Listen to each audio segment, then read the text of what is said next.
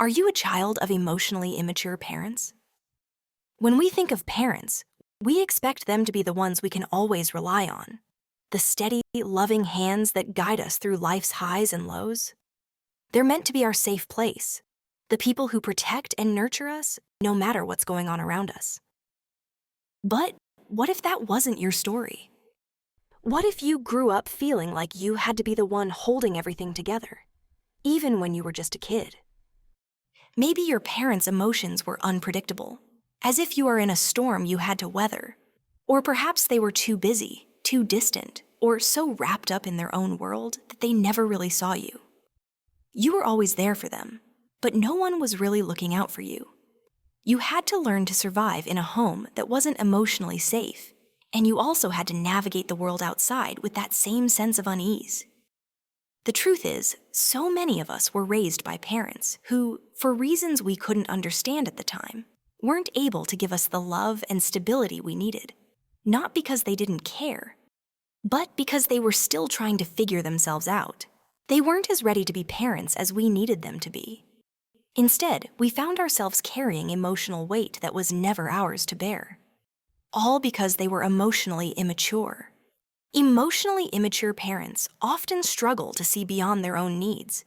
They get so wrapped up in their own world that they struggle to see past their feelings. It's like they think everything revolves around them. And in the process, their kids end up feeling invisible, unseen, and unheard, like their feelings don't really matter. We were forced to grow up too fast, managing their emotions when we were barely old enough to understand our own.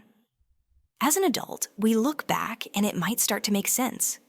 The way they distorted reality instead of facing their emotions, the way they needed us to make them feel better, the way they flipped the roles so we became the caregivers instead of being cared for.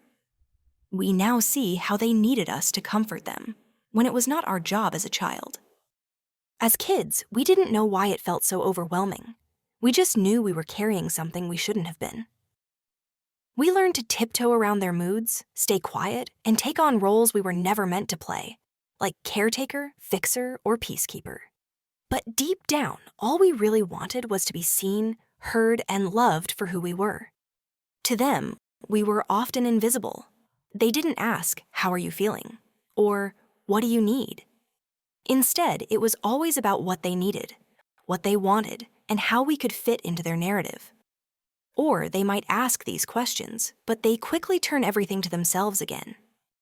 They didn't know how to express their thoughts, feelings, or needs in healthy ways, so their communication came out in the form of threats, yelling, criticism, or even a cold silence that was just as painful.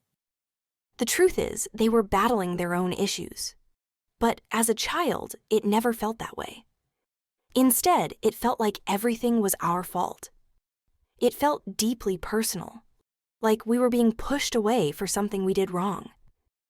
It felt like rejection, even though, deep down, it was never about us. It was about them. It's hard to revisit these feelings. Looking back at what we carried as children can bring up so many emotions: sadness, anger, confusion. But these are the first steps toward healing. By naming the patterns and understanding what we went through, we start reclaiming our own story.